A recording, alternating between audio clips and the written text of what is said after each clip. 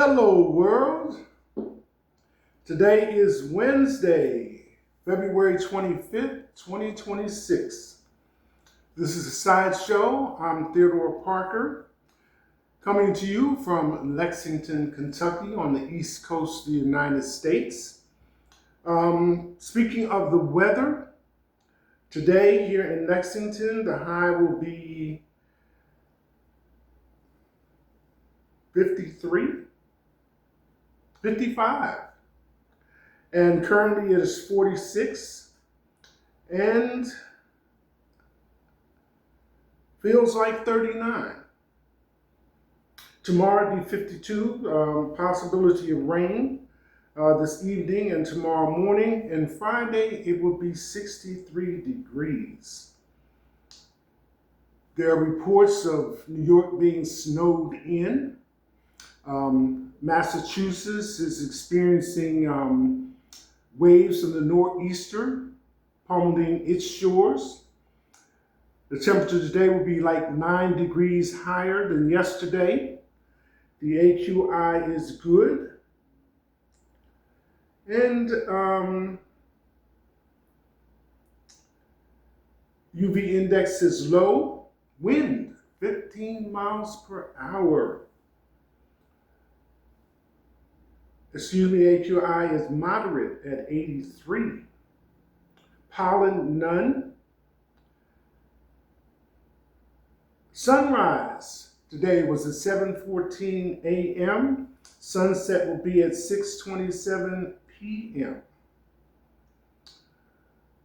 So as northeastern states, Maryland to Maine, dig out of the snow,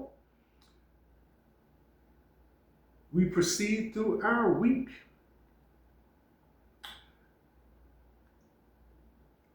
Just as a comment, UK men's basketball team did win their game.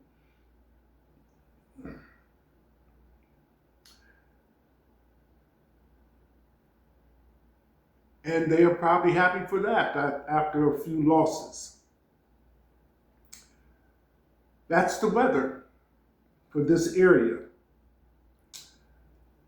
Last night, going into the news, the President of the United States, Donald Trump, addressed the nation in his State of the Union address. His comments drew a mixed reaction from the audience. His request is standing to no standing, and applause and no applause. And at least one of his statements brought a verbal outburst from Representative Ilhan Omar several times. And so it goes.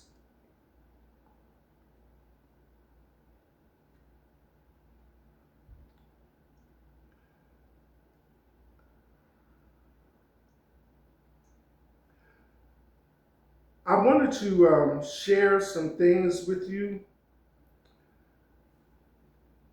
And before I get into this next part, I understand that it's respectful to advise people in the viewing audience that it contains material that deals with sexual abuse, sexual assault, and rape. I would like to add that this is not being presented for sensationalism. To me, it's more like the David and Goliath story. You may have heard that. Rich and powerful men who take advantage of underage girls and women without caring about the effect it has on these women and or the consequences that follow their actions. First, I want to take you back a few years to the Me Too movement, which would be in the year 2020. It was because of women who had been abused and taken advantage of sexually speaking up and coming forward that Harvey Weinstein and others committing the same type of actions were exposed.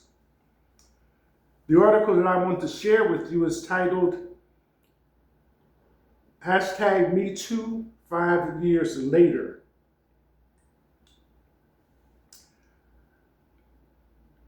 What's changed and what has not? I'm going to give you the link.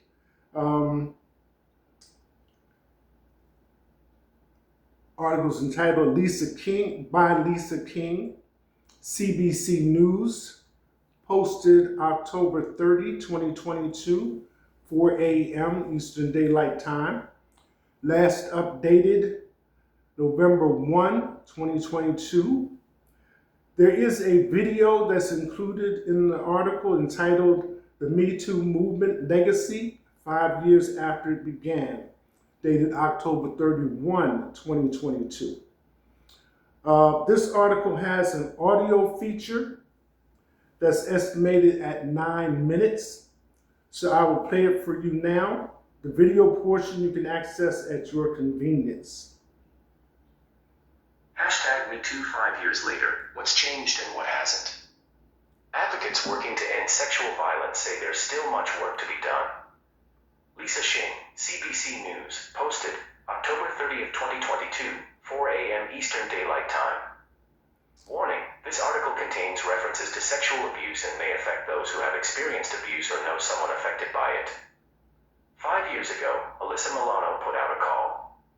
In the wake of sexual assault allegations against film executive Harvey Weinstein uncovered in a New York Times investigation, the actor posted a message on Twitter urging others to come forward with their own stories. If you've been sexually harassed or assaulted, write "Me Too" as a reply to this tweet, she wrote, using a phrase first coined in 2006 by activist Tarana Burke to highlight the impact of sexual violence in racialized communities. Milano's tweet kicked off an international movement that changed the culture of silence around sexual assault and harassment, leading to scores of accusations against powerful men. And although it opened the floodgates to countless people coming forward and many institutions making structural changes, survivors and advocates acknowledge there's still much more work to do. It had huge impacts on us, and we're seeing those impacts to this day, said Farah Khan, manager of Consent Comes First, in the Office of Sexual Violence Support and Education at Toronto Metropolitan University. This week, Weinstein is facing a second criminal trial on sexual assault charges in Los Angeles, almost 5 years after an investigation from journalists Jodi Kantor and Megan Twohey of the New York Times uncovered his behavior. He has pleaded not guilty and is also appealing his 2020 conviction in New York for committing a criminal sexual act and third-degree rape that saw him sentenced to 23 years in prison. There are dozens of other high-profile men, including R. Kelly, Kevin Spacey, Danny Masterson, and Canadian filmmaker Paul Haggis, who have been taken to court since then. Uncovering a systemic problem. In Canada, the #MeToo movement was preceded years earlier by sexual assault charges laid against former CBC radio host Jian Ghomeshi in 2014, Khan said. Ghomeshi was acquitted of all charges. I think that was our watershed moment, she said. When the #MeToo movement took off on social media, it sparked further conversations in Canada that sexual violence is a systemic problem. We're seeing conversations about system-wide harm that is happening, the ways in which organizations and institutions collude and actually uphold rape culture, Khan said, pointing to the recent Hockey Canada scandal as one example. Janice Rubin, a longtime employment lawyer in Toronto who specializes in workplace investigations, said she has noticed stark changes in the way workplaces deal with sexual misconduct complaints, including conducting investigations right away and treating complainants with more respect. There is no comparison to 5 years ago, Rubin said of the changes she's seen. She also notes that more companies have a zero-tolerance policy for bad behavior. The change is enough to make me optimistic. Measurable change. Statistics Canada reported a 25% increase in reports of sexual assaults in the 3 months after the #MeToo first went viral, from October to December 2017. Between 2020 and 2021, the agency said there was an 18% increase in reports of sexual assaults across Canada. Khan attributes this to more people feeling comfortable coming forward.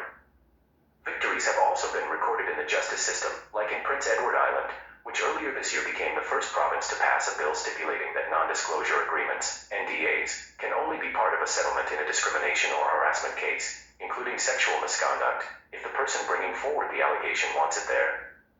Supporters of the bill hailed the legislation as a key step in allowing survivors to speak about their experiences. Weinstein's use of NDAs was cited by the reporters who uncovered his behavior as being key in allowing him to silence women, which meant he could continue to abuse others. There are some high-profile examples of sexual assault allegations resulting in charges in Canada. Fashion mogul Peter Nygard is facing sexual assault and forcible confinement charges in Toronto for alleged incidents dating back to the late 1980s. He is also facing extradition to the United States, charges in Montreal, and a class action lawsuit in the US involving 57 women. He has denied all allegations. Recently, Jacob Hogan, former frontman for the Canadian rock group Headley, was sentenced to 5 years in prison following his conviction on one count of sexual assault causing bodily harm after raping an Ottawa woman in 2016. He was released on bail hours later as he waits for his appeal to be heard. Despite these victories, there have been setbacks in the justice system, too. Khan said one of those was seen recently in the way actor Amber Heard was vilified in a highly publicized civil libel trial involving her ex-husband, actor Johnny Depp. "We pick and choose who takes accountability," said Khan, who has spoken in the past about what she called the memification of domestic violence surrounding the Heard-Depp trial. Historically, she said, if survivors do come forward, it takes time, often years before they feel comfortable reporting what happened. And she notes that if a case does make it to trial, survivors are often forced to relive what happened to them. This is even more of a concern in marginalized communities, said Eliade Kaur, a board member of Maggie's Toronto, a sex worker support organization. She also founded a survivor-led student group at the University of Toronto called Silence is Violence. It released a report on students' experiences and understandings of sexual violence at the university's 3 campuses in 2019. Over the last 5 years, we've watched the experiences of Black women, queer and trans women, of working-class women, of sex workers be entirely swept under the rug, she said, adding that people from these communities don't feel comfortable sharing their experiences or reporting to police. An impact on Canadian campuses. The impact of the movement continues to reverberate across Canadian campuses as well. Western University student Ziana Kotavia has long advocated for more support from the school administration, especially after allegations of sexual assault on the London, Ontario, campus surfaced in 2021. "It's frightening. It's disappointing. It's overwhelming," Kotavia said, noting that students shouldn't be taking on the sole responsibility of advocating for themselves. Last year, thousands of Western students walked out of class to support survivors of sexual violence and protest misogyny and rape culture. This fall, Kotavia and other students from 20 post-secondary institutions and organizations released Our Campus, Our Safety, a national action plan urging schools to implement mandatory sexual violence prevention training for all students and to re-examine complaint procedures and academic accommodations for survivors. So far, Western students say they have not received a response from administrators. "There's still so much work that needs to be done," Kotavia said. Listen, Ziana Kotavia explains the Our Campus, Our Safety Action Plan. Gray areas and restorative justice. There are also gaps in education around consent, according to Jessica Wright, an associate professor in the sociology department at Mace One University in Edmonton, where she teaches gender-based violence prevention and consent education. A survivor of sexual violence herself, Wright was involved in advocacy work with University of Toronto student group Silence is Violence. Wright said there is still a huge amount of work to be done to educate the public on the gray areas of consent, which include instances where a woman feels pressured into having sex but doesn't want to. "This is one of the huge unresolved pieces," she said. "We need change on a micro level as well as on a macro level. And the micro level changes are so much more ambiguous." Both Wright and Khan said they don't actually believe the court system is the ideal way for survivors to get justice. "Not only is it often traumatizing for survivors to participate in trials," Wright said, but she believes the criminal justice system doesn't truly work to help perpetrators understand their actions. Instead, she advocates for restorative justice that focuses on the rehabilitation of perpetrators through reconciling with survivors, which means creating cultural and societal change. "Our society is not well equipped to do that right now," Wright said. Khan said communities need to look at ways to work with offenders so they don't continue to harm others, something she says is harder than simply sending them to prison. Maybe that's why we're not there yet. Support is available for anyone who has been sexually assaulted.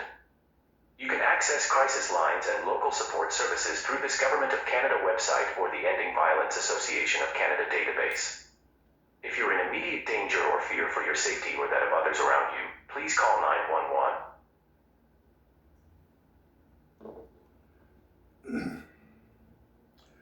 That concludes the article.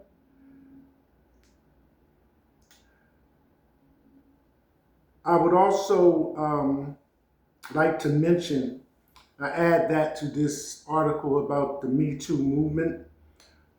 There is an article published in the New York Times dated October 29, 2018, entitled Hashtag MeToo Brought Down 201 Powerful Men. Nearly half of their replacements are women. This article actually lists who was ousted and who stepped in. Harvey Weinstein's name is kind of like at the top of the list. And all the men listed were in the United States.